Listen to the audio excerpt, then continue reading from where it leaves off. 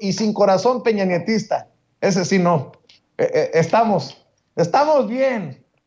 Estamos bien, aguantamos la crítica. Voy con mi buen amigo Antonio Toño Ruiz hasta allá, hasta Kansas City, Missouri, en los Estados Unidos. Oye, Toño, el colmo de las chingaderas, que en algún momento se perdió. Se perdió el expediente de la Casa Blanca. ¿Y qué hacemos? Pues cerramos la investigación, pues sin expediente. No, qué cosas en nuestro México lindo y querido, ¿eh? Te mando un abrazo. Qué cosas por nuestro poder judicial, Vicente. Te mando un abrazo. Yo sí te mando un corazón al estilo Peña Nieto. Bueno, le hacía como raro, pero yo te lo mando así. Saludos, corazón, para ti, para Ceci, para don David. Por supuesto, para el público consentidor de Sin Censura que nos ve en todas partes del mundo, desde aquí, desde el medio oeste de la Unión Americana. Sí, me parece verdaderamente lamentable esta nota, esto que dan a conocer. Sí dieron ridículas sanciones, según lo plantea la jornada, ¿no? Sí hicieron una serie de sanciones muy pequeñas, pero en efecto pues cierran el caso como si nada hubiera ocurrido, y esto es verdaderamente lamentable, es espantoso, precisamente cuando sucede, cuando se da a conocer recientemente que el expresidente Enrique Peña Nieto en efecto tiene una casota muchísimo mejor que la Casa Blanca de las Lomas, ahí en uno de los barrios más exclusivos, a las afueras de Madrid. Y además tiene un departamento muy acá también en Madrid, que le dieron la visa dorada, que solamente le dan a los millonarios. Y bueno, allá en México, como si nada, el Poder Judicial dice, no, pues no pasa nada, se perdió el expediente, hay una que otra sancioncilla por ahí, pero nada de qué preocuparnos. No, está muy cabrón. Estoy precisamente revisando lo que publica la jornada y la verdad me da mucho coraje. Es que no puedo decir otra cosa, Toño. No puedo expresarlo de otra manera. Me da mucho coraje que se le haya dado carpetazo, como lo publica el periódico La Jornada, que se le haya dado carpetazo a esta situación que indignó a todo un país y que ahora resulta que se perdió el expediente. Es que hasta de risa loca que digan se perdió el expediente. Entiendo que se haya perdido el expediente en tiempos de Peña Nieto, pero ya en tiempos de la Cuarta Transformación, pues como que carpetazo. Si tanto se refirió el presidente Andrés Manuel López Obrador también en su momento a la Casa Blanca de Peña Nieto. No entiendo con este poder judicial cómo podemos avanzar en esta ruta de la Cuarta Transformación. Se necesita una reforma profunda al poder judicial, salvo que tú digas otra cosa, Toño, pero estoy buscando precisamente la nota que publicó el periódico La Jornada sobre este tema, porque es indignante lo que ocurre con este poder judicial en nuestro México lindo y querido.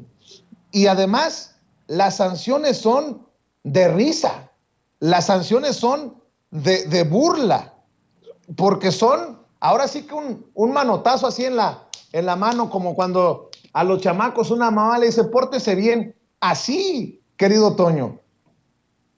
Insisto con esto, tú hablas de una reforma al Poder Judicial. Creo que dentro de ese Poder Judicial ellos también tendrían que estar pensando en una situación pues de cambio, de resarcimiento. Es verdaderamente ridículo que se pasen a la justicia por el arco del triunfo los que nos tienen que proteger esa justicia, los que nos tienen que dar esa constante y perpetua voluntad de darle a cada quien lo que le corresponde. Pero ¿sabes qué, Vicente? Lo digo con la voz cansada, ¿eh? No sé si tú también lo haces, pero lo digo con la voz cansada y sé que el público consentidor de Sin Censura también ya está cansado de esto, de escuchar una y otra y otra y otra vez cómo es que los delincuentes, los verdaderos delincuentes, ya sea del Foro Común o de Cuello Blanco, se burlan de los mexicanos gracias a lo que siempre ocurre en el Poder Judicial, mientras que el pueblo padece, mientras que al pueblo sí lo meten a la cárcel, aquel que no tiene un buen abogado. Bueno, imagínate, alguien del pueblo, un personaje de a pie, un hombre o una mujer de a pie, un mexicano o una mujer de a pie, acusado de estas irregularidades por una casa. ¿Tú crees que le hubieran dado carpeta? ¿Tú crees que se hubiera perdido la carpeta? Punto número uno.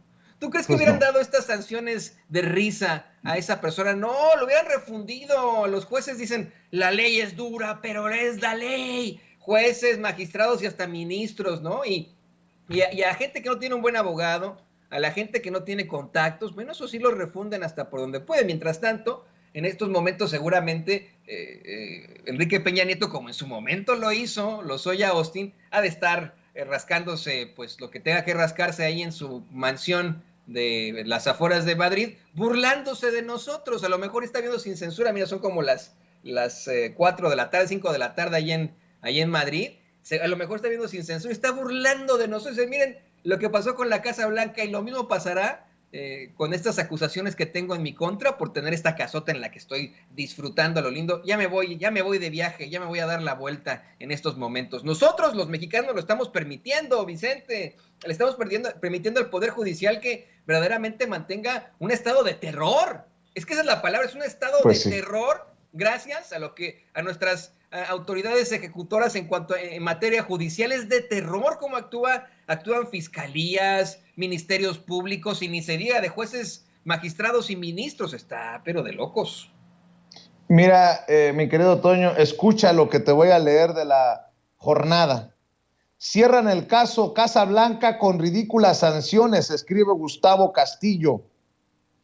Por resolución del Tercer Tribunal Unitario en materia penal con sede en la Ciudad de México, la investigación conocida como la Casa Blanca, que involucró al expresidente Enrique Peña Nieto, su esposa Angélica Rivera y a la empresa IGA, concluyó sancionando a los exfuncionarios identificados como responsables de la desaparición del expediente en el que constarían las pruebas de los actos ilícitos, con un castigo en el cual los indiciados únicamente deberán realizar acciones de servicio social y ofrecer una disculpa pública por no haber resguardado la documentación original y dejado en su lugar una copia de la versión pública con todos los datos importantes tachados o borrados. Los representantes de la Secretaría de la Función Pública y de la Fiscalía General de la República se opusieron a esa conclusión, argumentaron que se debía sancionar con pena de prisión a los indiciados porque el agravio causado lo resintió directamente la Secretaría de la Función Pública y la sociedad en general por el tipo de asunto materia de investigación, pues el expediente extraviado es de trascendencia nacional. Sin embargo, la magistrada Isabel Cristina Porras Odriozola, se cuidan entre ellos obviamente, determinó conceder a los imputados lo que se denomina un mecanismo alterno de solución y una suspensión condicional del proceso penal. La resolución del tribunal fue emitida en septiembre de 2021. El pasado jueves 26 de mayo, un juez de control con sede en el Reclusorio Norte cumplió la sentencia dictada por la magistrada Porras Odriozola. La impartidora de justicia concedió los beneficios de la suspensión condicional dentro de la resolución emitida en la toca penal 206/2021-NS, de la cual la jornada tiene copia. A José Gabriel Carreño Camacho, ex subsecretario de Responsabilidades Administrativas y Contrataciones Públicas, a Jesús Antonio Suárez, exdirector general de Denuncias e Investigaciones, y a Daniel Pérez Rueda, exdirector general adjunto de Investigaciones B, todos de la Secretaría de la Función Pública, que tuvieron bajo su responsabilidad el resguardo del expediente original en la investigación realizada por esa dependencia en 2015. De acuerdo con los antecedentes del caso, en diciembre de 2018, por decisión del presidente Andrés Manuel López Obrador, la entonces titular de la Secretaría de la Función Pública, Irmeréndira Sandoval, se fijó como objetivo acreditar la corrupción del sexenio de Peña Nieto y solicitó el expediente del escándalo conocido como la Casa Blanca, ya que la dependencia exoneró administrativamente al exmandatario y a su esposa, pero la Secretaría de la Función Pública no había presentado la correspondiente denuncia penal. La información desahogada durante las audiencias iniciales de esta causa, construida con las investigaciones realizadas por la Fiscalía Especializada en Materia de Combate a la Corrupción, que dirige María de la Luz Mijangos Borja, se detectó que el expediente original había desaparecido y en su lugar había una revisión pública de la resolución sin anexos, ni los contratos que presuntamente firmó Angélica Rivera con Televisa, ni las pruebas que acreditaran los ingresos para adquirir la llamada Casa Blanca, ni el dictamen contable que supuestamente se elaboró durante la gestión de Peña Nieto. En mayo de 2019, la Secretaría de la Función Pública presentó una denuncia en contra de quien resultara responsable de la desaparición de dicho expediente. Por esa razón, no se pudo investigar a fondo el caso, es decir, los actos de corrupción relacionados con la Casa Blanca. Los 3 exfuncionarios de la Secretaría de la Función Pública fueron llevados a juicio debido a la laxitud de la ley para sancionar el delito de ejercicio indebido del servicio público y que la condena de cárcel no superaba los 5 años como medida aritmética.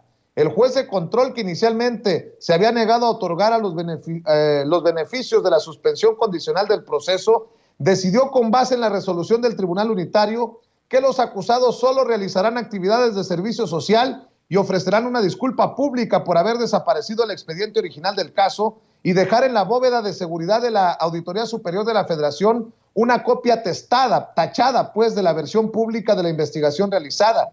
En noviembre de 2014, el ahora presidente de la República, Andrés Manuel López Obrador, señaló durante una gira proselitista por Tabasco, cito, todavía busco al tonto que crea que el empresario Juan Armando Hinojosa Cantú vendió al entonces mandatario Peña Nieto la residencia de Lomas de Chapultepec, valuada en 85 millones de pesos.